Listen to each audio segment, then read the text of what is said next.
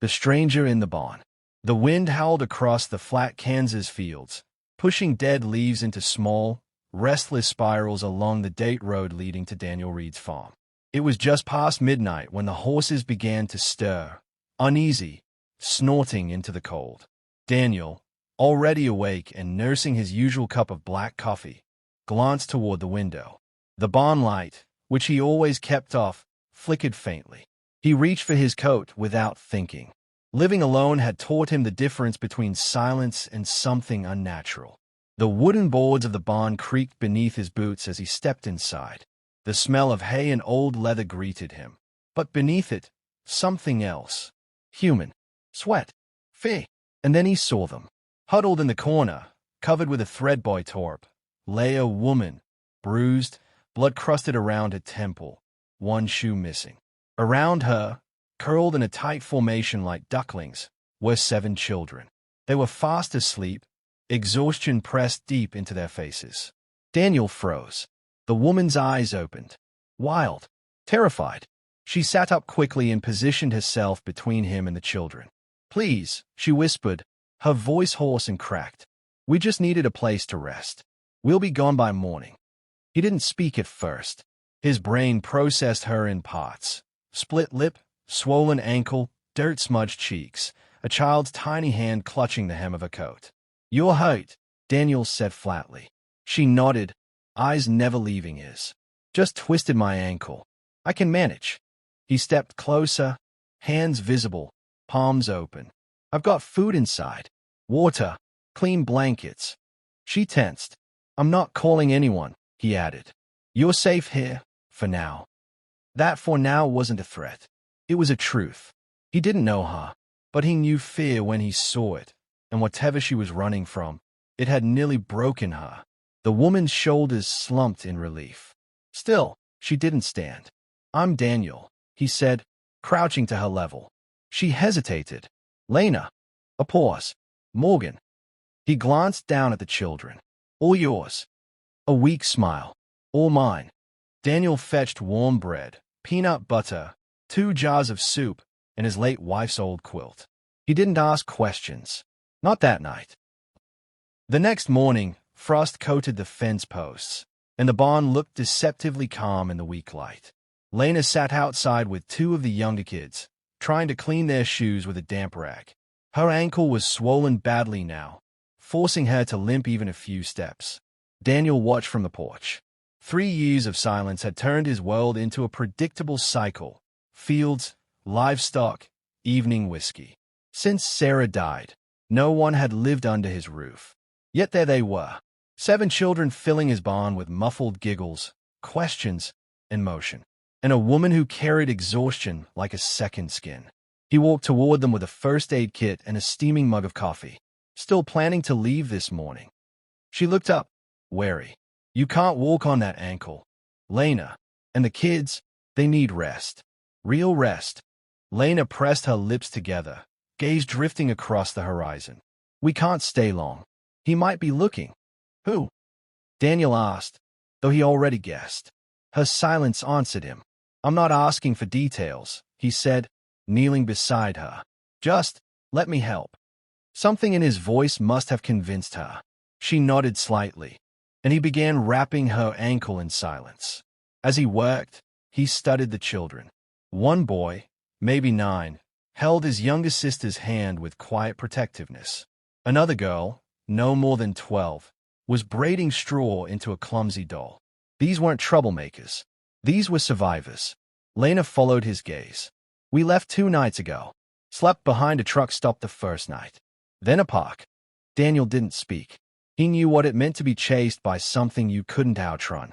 "I never meant to stop here," she continued, voice low. "I saw your barn lights and thought, just for a night." "Well," he said, standing, "sometimes a single night turns into something else." That evening, Daniel made a choice. He converted his tool shed into a makeshift room, laid down blankets in the loft, and brought out canned food he hadn't touched in years. He didn't tell the town. Not yet. They wouldn't understand. Sarah Jenkins, for one, would be on his porch by sunrise if she saw anyone besides him on this land. and Pastor Elijah wouldn't take kindly to a married woman shacking up with a widower, no matter the reason. But Daniel didn't care. That night, as Lena read softly to her children by lantern light, Daniel stood by the barn doors, hands in his pockets, listening to a lullaby of unfamiliar names and whispered stories. His life had been quiet, predictable, but that barn now held something raw, something living, something that made him feel again. And though he didn't yet know it, everything was about to change. Shadows of the past. 3 days passed. The barn, once a place of silence and dust, had become a strange kind of refuge. Daniel wasn't used to company, especially not the kind that colored the air with laughter, weeping, and the restless scurry of small feet. But each morning, he found himself waking earlier, moving with intention. He didn't question it, not out loud. Lena kept her distance at first. She offered no apologies for the intrusion, only quiet gratitude. Daniel respected that. He didn't press her with questions, though every unspoken detail about her bruises and the way her eyes scanned the horizon told him more than she likely realized. That morning, he found her behind the chicken coop, helping her youngest, Hazel, barely 2, stack small stones into imaginary castles. "You should be resting that ankle," he said, carrying a basket of fresh eggs. Lena looked up, shielding her eyes from the sun. "It's better," she lied. Daniel said nothing, but crouched beside Hazel and handed her a small feather. The child beamed. Lena watched him closely. "You're good with them." He shrugged. "Didn't have any of my own." A silence fell, not awkward, but thick with implication. "Your wife?" she asked gently. Daniel nodded. "Gone 3 years now. Car accident. Ice storm. We argued that morning about something stupid. She drove to town mad and never came back." Lena's expression softened. "I'm sorry." "Me too," he said, surprising himself with the honesty. They sat quietly, the only sound the wind rustling the grass and Hazel's delighted giggles. Then Lena spoke, almost too softly to hear. "Mark wasn't always like that." Daniel didn't interrupt. He just listened. "He was kind, once. Charming. Took care of me." Then the control started. First with little things. What I wore, who I saw. Then the anger. The punishments. She looked away, blinking hard. "When I found out I was pregnant with Hazel, I decided I couldn't let her grow up in that house. I packed what I could. Left in the middle of the night." "You did the right thing," Daniel said. She gave him a bitter smile. "Then why does it feel like I stole something?" Daniel didn't have an answer for that. By the end of the week, the kids had settled into a strange rhythm. Daniel found himself fixing bicycles that weren't his, replacing a broken hinge on the barn door because one of the boys had slammed it too hard, and baking cornbread, something he hadn't done since Sarah was alive. Lena offered to help with chores. She fed the chickens, helped patch a broken fence, even managed to make the kitchen smell like cinnamon one morning with nothing more than stale bread, sugar, and hope. The closeness between them grew naturally. Quiet moments exchanged over garden tools, shared glances when the children did something funny. There was no plan, no seduction, just the kind of companionship that made Daniel realize how lonely he'd been. But with every new day, Lena seemed to carry a deeper tension beneath her calm. One afternoon, he found her standing behind the shed, clutching a worn photograph. "Is looking," she whispered when he approached. Daniel stayed at the photo. It was Mark, smiling, handsome, hand on Lena's shoulder. A perfect lie captured in paper. "There's a missing persons report out," she said. "I saw it posted online. He's telling people I took the kids illegally." "Did you?" Daniel asked, not accusing, just needing clarity. "I left to protect them," she replied. "There's no court order, no custody papers, nothing on record. I couldn't risk him using the law against me. So, technically, no. I just vanished." Daniel exhaled slowly. "Then he'll come." Lena nodded. "Then we prepare," he said. She looked up at him then, eyes full of fear, gratitude, and something else. "Why are you helping me?" she asked. He paused, considering the question. "Because someone should have helped you a long time ago." She smiled, but it faded quickly. "I don't want you getting caught in the middle of this," she said. If people find out I'm here, what we're doing. Daniel stepped closer, his voice steady. What exactly are we doing, Lena? The silence that followed was almost unbearable. She looked at him, her voice trembling. I don't know. I just know that when you look at me, I don't feel ashamed. And that scares me. Daniel reached for her hand. She didn't pull away. I'm not trying to fix you, he said, but I won't let him break you again. That night, a truck passed slowly down the road, a black Ford with tinted windows. It didn't stop, but Lena saw it. So did Daniel. The town was beginning to murmur. A stranger had been seen at the hardware store. Pastor Elijah had called, asking if everything was all right on the farm. And Sarah Jenkins had left a pie on Daniel's porch, with no note, just suspicion. The world outside was waking up. But inside the barn, as the children slept and Lena sat at the edge of the cot braiding Hazel's hair by lantern light, Daniel stood in the shadows of the doorway, watching. He didn't know what tomorrow would bring. But for tonight, he knew one thing. He would stand between this woman and the world if he had to. The town whispers. The town of Briar Hill wasn't known for secrets. It was a kind of place where everyone knew everyone else's routines. What time they opened their shops, what they kept in their grocery carts, and how long they lingered at the post office. So when Sarah Jenkins noticed Daniel Reid buying children's cough syrup and 3 boxes of cereal from the general store, her eyes narrowed like a hawk spotting a wounded rabbit. By noon, word had spread. Something, or someone, was at the Reid farm. Daniel felt it before he heard it.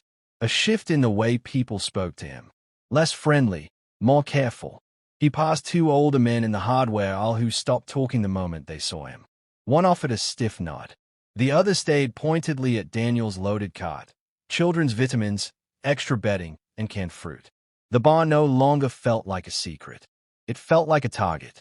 Back home, Lena noticed it too. She'd begun wearing Daniel's late wife's hooded coat just to feel less conspicuous. She moved quickly between the shed and the barn, coaching the kids to play quietly, not to be seen from the road. They're starting to talk, aren't they? She asked him one evening as they stood in the garden rows, hands brushing while they picked tomatoes. They are, Daniel admitted. But I don't care. Lena shook her head. You should. Daniel looked at her, really looked at her, sun catching in the strands of hair she hadn't yet cut, worry creasing her brow. Let them talk. This is my land, and you're not doing anything wrong. Her mouth tightened. I'm still married. Daniel paused. To a man who bruised you, who hunted you like an animal. That's not a marriage. That's captivity. And what does it make you? She asked. The man hiding someone else's wife in his barn. Daniel's breath caught. There it was, the word she wouldn't say out loud until now. Infidelity. Not of the body, perhaps, but of the spirit. A line crossed, even if neither of them had dared admit it until now. I don't see you as someone else's anything, he said. I see you, as you are, and you don't belong to him anymore. She looked away, swallowing hard. Then why do I still feel like I do? That night, Sarah Jenkins showed up uninvited. Daniel heard her truck before he saw it, tires crunching gravel with intent. She stood on the porch with her arms crossed, lips pressed thin, casserole dish in hand. I thought you could use a hot meal, she said, voice sweet as lemon curd gone sour. Daniel didn't reach for the dish. Thanks, but I'm good. Her eyes narrowed. You've got someone in there, don't you? I've got my own business, he replied evenly. She sniffed, clearly offended. You think people won't find out? You think the town will stay quiet about a married woman shacked up with you and 7 kids running through your cornfields? Daniel's jaw tightened. Do you think I care what this town whispers? Sarah stepped closer, lowering her voice. You cared once. When Sarah was alive. You cared what people thought. He met her gaze. That was before I realized the truth. People around here would rather gossip than help. She's not here because she wants scandal, Sarah. She's here because she had nowhere else to go. Sarah's mouth opened, but no words came.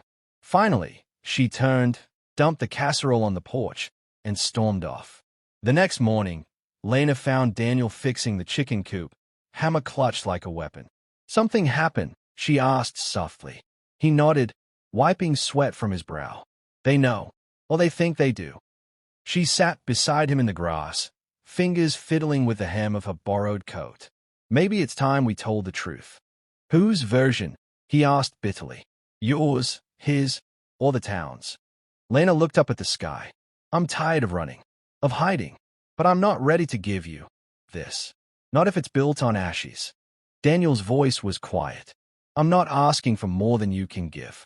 She looked at him then, eyes raw and vulnerable. But you feel it too, don't you? He didn't answer, but the silence between them said everything.